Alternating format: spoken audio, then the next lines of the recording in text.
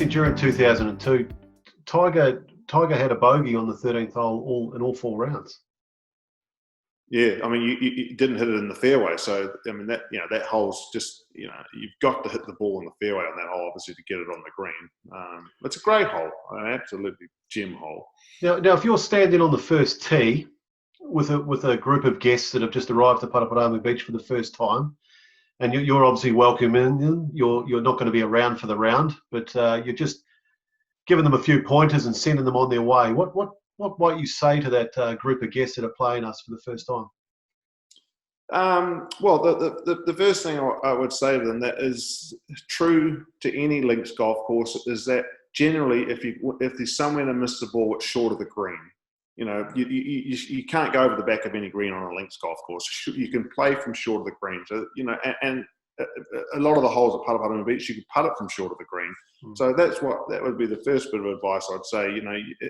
And if you get it in the rough on any of these holes, your first priority is to get it back in the fairway, not to try to hit the green. So if you're going to miss it somewhere, miss it short, and B, if you're in the rough, get it back to the fairway and then get it on the green. If you can play Paraparaumu Beach, without a double bogey, regardless of your handicap, you're going to have a reasonable day. Now, Steve, we do have a little bit of a caddy program going. Probably not too dissimilar, except probably in terms of age. We have some members, some enthusiastic members now that are perhaps retired, have a little bit more time, are very passionate about their course and enjoy sharing it with guests. What kind of advice can you give an amateur caddy to one, improve their skills and to ensure that they just shepherd their player around the course a little bit better than they would if they were on their own? Yeah, look, I mean, if you're going to go and caddy for someone for the very first time, and that it's always good to try and, like, if the guy goes down to the putting green for 5 minutes and hits a few putts, try and observe what he's doing, what his routine is, whether he plays quick, whether he plays slow, and try and stick in his routine. So don't get him out of his routine when you're out there caddying that. So, that's what you always want to establish first. Don't upset the guy's routine, because when the way that a guy plays about his golf, if you upset his routine, it just doesn't help his game. So that's always something that's very valuable. Try and get his routine. And of course, after 2, 3, 4 holes, quickly try and establish what his tendencies are. And that, does he miss the ball to the right, does he miss the ball to the left, and then then you can have him favour one side, to navigate your way around a bit easier than that. So you just quickly assess what his routine is, and you don't want to upset his routine. And then secondly, try and assess very quickly what his tendencies are, and try and base, if you think that he's got a tendency, try and base what you're going to tell him in your decisions for him on those tendencies. So but most of all, just you want to make the guy. It's always, look, it's wonderful to walk around a golf course like Paraparaumu Beach and tell some stories. And a guy played from here. Guys that go and play golf love stories. And if some of your older gentlemen that are caddying for guests at the club and that, they all got together and accumulated a group of stories that they can tell regularly to these people that come and play it. It's a wonderful thing. People love to hear stories. And of course, Paraparaumu Beach, I mean, you only got to talk to Lance Phelps, he'll give you 3 hours of stories, or some of Lance's friends. We actually did talk to Lance Phelps a couple of weeks ago. Amazing you actually bring Lance up. He was a fascinating chat, and obviously he was a hell of a character around the club. 10 club championships, and you've got the likes of Mel Tung saying he's possibly the best golfer he's ever seen, and Mel, of course, coached Michael Campbell there when he was at his peak during the 90s. I mean, talk to me about Lance Phelps and your memories of Lance, and I guess, I mean, Lance said by his own admission he had no ambition to ever go any further than just enjoying his golf as an amateur, but could he have? Look, you don't know. It's very interesting that Lance would say that, because that would indicate to me that he would know that the way that personality bubble that he had, he knew that he could play golf. I mean, the way he went about doing things and how he played was extraordinary, but he would know that you couldn't do that beyond the level of playing, club golf and provincial golf, that you couldn't do that. And he would probably know that the way he operates, the way he thinks wouldn't exist outside that. And he would probably, but look, as far as raw talent goes, Lance is just unreal. Look, Pataponamu Beach has had not only, obviously John Durry was an incredible player, but Steve Barron, in my years, I'd not seen somebody hit the ball like Steve used to. He was actually better than Lance in my eyes for a couple of years. It's just a shame that whatever path guys go down, but I believe Steve could have. He was just phenomenal. What he could do with the golf ball, he was an absolute, and he had the desire. He had that bit of mongrel in him. Steve did, whereas Lance maybe perhaps didn't have that in him. But look, who knows what would have happened? But two good characters. Has produced some incredibly good players, and why is that? Because it's a links golf course. It's a fantastic golf course. To be successful on a links golf course, you got to learn to play all the shots. And you look at all the great players that have come from that club over the years, and that some absolute fantastic players have come, and there's just two exceptional players right there.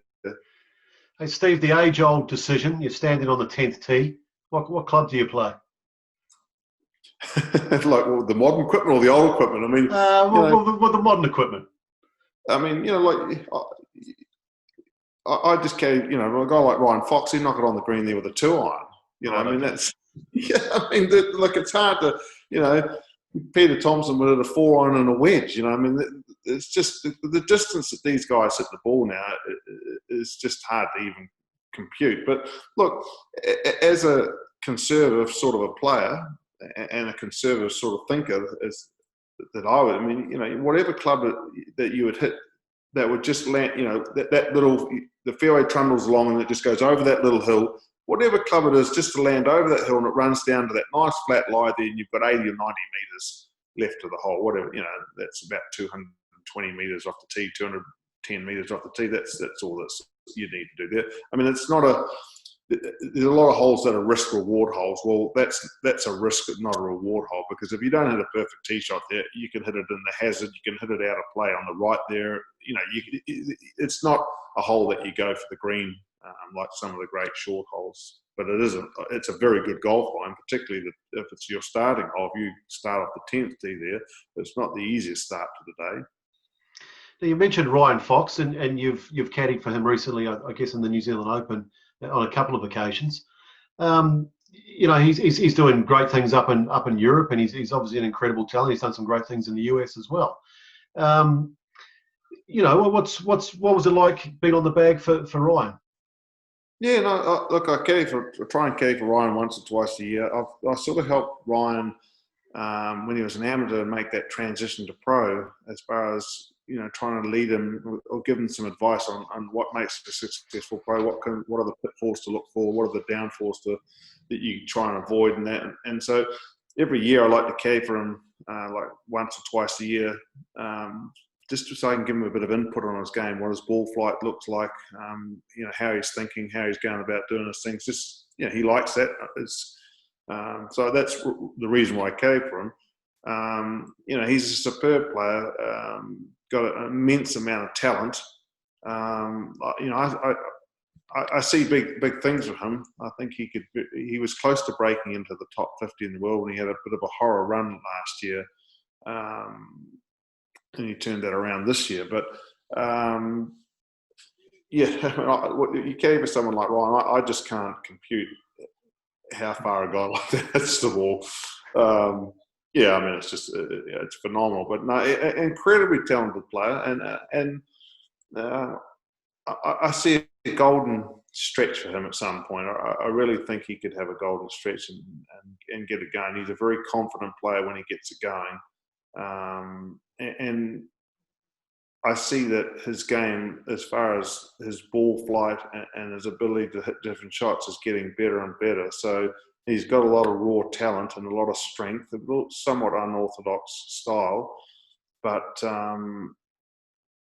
the little things that make a difference, he's doing nicely. So I could see, but look, it's a shame how this situation has arisen. He's had a very good start to the year this year, and now there's the possibility that he may not even play another tournament in Europe. That is a possibility. I mean, they could get back going, but this situation that's arisen with this COVID-19, it's going to have a serious effect on professional golf. It probably won't affect club golf as we see it, Leo, provincial golf as we see it, but professional golf, it's going to have a huge effect because all the smaller tours in the world, where all the young guys from New Zealand, Australia got to get started on the Asian tour, the Japanese tour, some of these mini tours, they're going to dry up very quickly, and they have done it in this short period of time. A lot of tournaments off the calendar, they won't come back. I mean, sponsorship is going to be difficult, not just in golf, but through all of sport. The PGA Tour is obviously, are very fortunate. They have a tremendous amount of funding behind them as opposed to some of the other tours. So it's really going to have a detrimental effect to professional golf, because if you're a young amateur and you want to turn pro, it's going to be getting increasingly more difficult to have somewhere to play. I mean, there's going to be no tour school this year in Europe or the United States. So that in itself, for a young guy, I mean, we've got some great players, some talented players here. Where are they going to play? It's tough. This situation is going to be very detrimental to professional golf away from the PGA Tour in America. Steve, we're getting to the back end of the interview here, and I just wanted to finish up with just a couple of quick ones. You obviously had an extensive career as a caddy over a long period of time. What were the treatment of caddies? What was the difference between, say, when you first started to where you, to when you last caddy, just as in the treatment and how caddies were regarded and looked after at tournaments? Oh, look, Leo, it's black and white. I mean, you just can't compare. If you look back, I can't even compare it. I mean, we didn't ever go anywhere near a locker room, anywhere near a clubhouse. We had no caddy facility. To the point of these days, a lot of tournaments have caddy locker rooms. They have a caddy hospitality where you get food and drink. I mean, it's just, the whole thing's changed. It's just incredible. I mean, we were treated like second-class citizens. One of the things I used to hate the most about being a caddy is, particularly in America, you caddy there in the summertime, and it's very hot and humid and we'd have no place after you finished a round of golf. You'd want to go and wash your hands and wash your face and just cool down with it or something. You've got to go to a portaloo. Now, a portaloo at 100 degrees all day when you're at the end of a round, it's not the place you want to go and use. So, look, I mean, it was just, bizarre. Okay. We were treated like second-class citizens. I mean, it's quite fascinating how that, but look, like anything, that's all progress to now where, it's great the way they do it, but no, it was certainly in the 70s, 80s, 90s, and the early part of the 2000s. Caddies were treated pretty average, to be honest. In terms of caddying, what's the future hold for Steve Williams? I'm fully retired. I had a quick stint back at it last year for Jason Day for 6 weeks, but no, look, I am 100%, apart from caddying for Ryan Fox once a year, and look, I might do an odd tournament for someone, but no, as far as doing it, I did it for 40 straight years, which and put a lot of effort into those 40 years. So as far as being a professional caddy, that's done and dusted for me. So I'm just enjoying retirement at the moment, playing a bit of golf myself. I've got my motor racing, got my foundation. My son's heavily into rowing. So that's a new sport that we're in. He races a little bit as well. So there's plenty to do, plenty to keep you busy, and I'm happy. Well, Steve, it's nice reconnecting with you always, and it has been fantastic over recent years to have you as a semi-regular person back at the club. You're obviously an honorary life member of Paraparaumu Beach. We're incredibly proud of your achievements, your extensive career, the things you've achieved. The golfers that you've caddied for are a testament in themselves to your ability. You are a true legend of the links, Steve. Thanks very much for participating in this interview, and obviously we look forward to seeing you again on the links very soon.